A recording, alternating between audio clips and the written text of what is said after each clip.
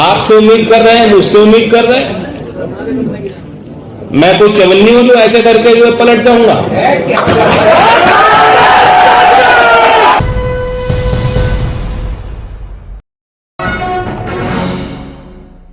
उत्तर प्रदेश, खासतौर से पश्चिमी उत्तर प्रदेश, जिसमें जाटों ने एक साल तक गाजीपुर में दिल्ली के बॉर्डर पर बैठ करके किसान बिल का जिस तरह से विरोध किया राकेश टिकैत की अगुवाई में, और अपनी बात मनवाकर ही यहां से गए, उनके जरिए बार बार जिस तरह से बीजेपी के लोगों को यह कहा जा रहा है कि हम इन्हें सबक सिखा कर रहेंगे और विधानसभा में पूरे पश्चिमी उत्तर प्रदेश से बीजेपी का सुपड़ा साफ करके रहेंगे, तो उन जाट नेताओं को अमित शाह गृह मंत्री के जरिए मनाने की कोशिश की जा रही है।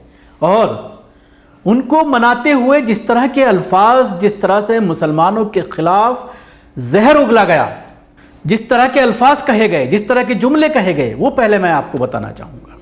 कुछ अहम बातें हैं जो उन्होंने अपने संबोधन में जाटों से कही।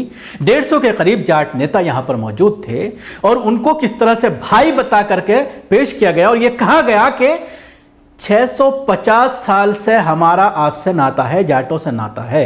आखिर कहां से यह आंकड़ा आ गया, इस पर सवाल खड़ा हो रहा है।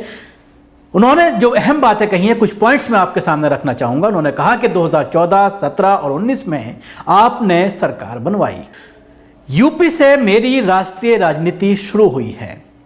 तीसरी बात कही कि तीनों चुनावों में जाट समुदाय ने जिताया है, 14, 17 और 19। जाट समाज ने हमेशा कमल खिलाया है। जाट समाज किसानों की सुनता है, भाजपा भी किसानों को सुनती है। जाट समाज मुगलों से लड़ा है, हम भी मुगलों से लड़ रहे हैं। अब इसको आप जरा गौर से सुनिए कि जाट समाज मुगलों से लड़ा है और हम भी मुगलों से लड़ रहे हैं। आखिर मुगल कहाँ हैं, ये एक बड़ा सवाल है जिस पर सवाल होना चाहिए। और इस तरह की चीज़ों पर इलेक्शन कमीशन को एक्शन लेना चाहिए कि आप समाज को बांटकर वोट हासिल करना चाहते हैं। ये एक बहुत बड़ी बात है जिस पर ऑब्जेक्शन कल से इस बात को उठाया जा रहा है। अगली बात उन्होंने कही कि जाट समाज की बात हमारे दिल में है, भाजपा पर जाट समुदाय का अधिकार है। कांग्रेस सरकार में गन्ना मिलें बंद हुई, हमारी सरकार ने गन्ना मिलें बंद नहीं होने दी। योगी जी के आने के बाद दंगा नहीं हुआ है, हम भी जैन चौधरी को चाहते थे, जैन चौधरी ने घर गलत चुन लिया। ये बात उनके ज़रिए कही गई। दंगे का जिक्र बार बार किया जाता है, लेकिन उसके आंकड़े भी अभी हैं, उस पर भी मैं एक अलग से पैकेज बनाऊंगा कि कितने दंगे योगी राज में पिछले 5 साल के अंदर कई हज़ार दंगे हुए हैं। एक बड़ी लिस्ट है जो एनसीआरपी का पूरा डाटा है जिसके ऊपर लोग काम कर रहे हैं। जल्द ही मैं उसको लेकर भी आपके सामने हाजिर होऊंगा और इस झूठ को भी पर्दाफाश किया जाएगा कि दंगे की बात बार बार जो कही जाती है। लेकिन जहां तक सवाल है कि दंगे नहीं हुए, तो दंगों में सबसे ज़्यादा नुकसान किसका होता है, इस पर भी एक बहस होनी चाहिए। दंगा नहीं हुआ, उसका फ़ायदा किसको हुआ, ये हर कोई जानता है। सबसे ज़्यादा नुकसान दंगों में देश में जिनका हुआ है वो है मुसलमान। पहले जब इंदिरा गांधी और कांग्रेस के टाइम में जब दंगे होते थे तो मुसलमानों के उन शहरों को टारगेट किया जाता था जहां पर वो माशी तौर पर मजबूत है, जहां पर उनका कारोबार ज़्यादा है। दिल्ली में भी इसीलिए ऐसे ही इलाकों को चुना गया, ऐसी ही चीज़ों को चुना गया जिससे मुसलमानों का कारोबार बर्बाद हो, करोड़ों रुपए का नुकसान हुआ। टायर मार्केट में जिस तरह से आपने देखा और बहुत सारी जगहों पर। जहाँ तक सवाल है मुजफ्फरनगर का, मुजफ्फरनगर दंगा जो हुआ उसमें भी सबसे ज़्यादा मुसलमानों का ही नुकसान हुआ, मुसलमानों की ही मौत हुई। और आज भी हज़ारों की संख्या में दंगा पीड़ित खुले आसमान के नीचे रहने पर मजबूर हैं, टेंट के अंदर रह रहे हैं। लेकिन इसका जवाब जैन चौधरी ने आज बड़े ही मुदल्लल अंदाज में, क्योंकि जैन चौधरी को ये कहा कि उन्होंने घर जो है वो गलत चुन लिया है और उनका स्वागत किया जाता है अगर वो आना चाहें। सवाल ये है कि इसको लेकर जिस तरह से जैन चौधरी ने एक छोटी सी बाइट में आपको सुनवाना चाहूंगा जो उन्होंने कहा है। इंसानियत रखने वाला कोई भी इंसान इस तरह की वारदात नहीं होने देगा जिस तरीके से आप किसानों को रोक के वो गाड़ियां चलेगी। और आज भी वे लोग मंत्री बने बैठे हैं, आज भी शोभे किया जाता है, उनको मंचों पर उनका सम्मान रखा जाता है। ये लोग कहाँ थे जो आज आपसे उम्मीद कर रहे हैं, मुझसे उम्मीद कर रहे हैं? मैं कोई चवन्नी हूं जो ऐसे करके जो पलट जाऊंगा?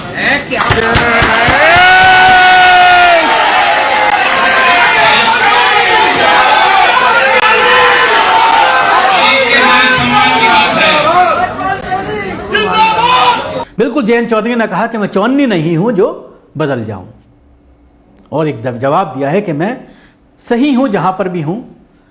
और जिस तरह का जुल्म जयंत चौधरी को, जिस तरह से आपने देखा कि एक दिन जयंत चौधरी की भी पिटाई की गई थी किसान आंदोलन के दौरान, जब वो मथुरा में मौजूद थे, और किस तरह से उनके ऊपर डंडा बरसाया गया, ये भी देख लीजिए।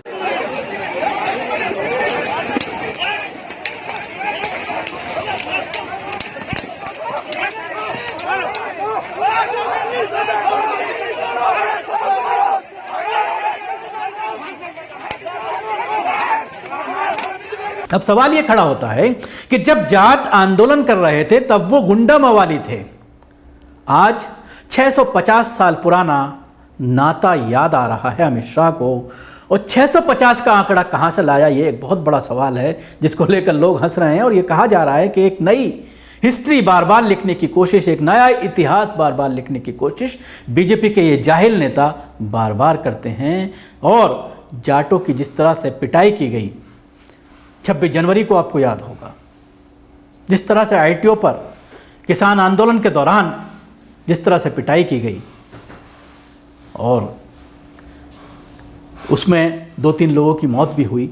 हालांकि उनका ताल्लुक जाट बिरादरी से नहीं था, लेकिन किसानों के ऊपर जुल्म हुआ। और 1 साल तक जिस तरह से किसानों को आतंकवादी, खालिस्तानी, गुंडा, मवाली कहा जाता रहा, आज अचानक उन जाटों से बीजेपी का प्यार जाग चुका है और अपना बताने की कोशिश की जा रही है। अब ये देखने वाली बात होगी कि क्या इस मीटिंग के बाद जाटों में कोई बदलाव आता है, या फिर जिस चीज़ पर वो कायम है, जिस तरह से खदेड़ा जा रहा है, लोगों को भगाया जा रहा है, उससे बीजेपी का सुपड़ा साफ होगा। शुक्रिया। आपको हमारी कोशिश कैसी लगी ज़रूर बताएं। हमारे यूट्यूब चैनल को सब्सक्राइब करना ना भूलें, इसके साथ ही बेल आइकन जरूर दबाएं। अगर आप ये वीडियो फेसबुक पर देख रहे हैं तो पेज को लाइक करें, उसके साथ ही फॉलो भी करें। इंसानियत रखने वाला कोई भी इंसान इस तरह की वारदात नहीं होने देगा जिस तरीके से आप किसानों को रोक के गाड़ियां चलेगी। और आज भी वे लोग मंत्री बने बैठे हैं, आज भी सुशोभित किया जाता है, उनको मंत्रियों का उनका सम्मान रखा जाता है। ये लोग कहां थे जो आज आपसे उम्मीद कर रहे हैं, मुझसे उम्मीद कर रहे हैं? मैं कोई चवन्नी हूं जो ऐसे करके जो पलट जाऊंगा?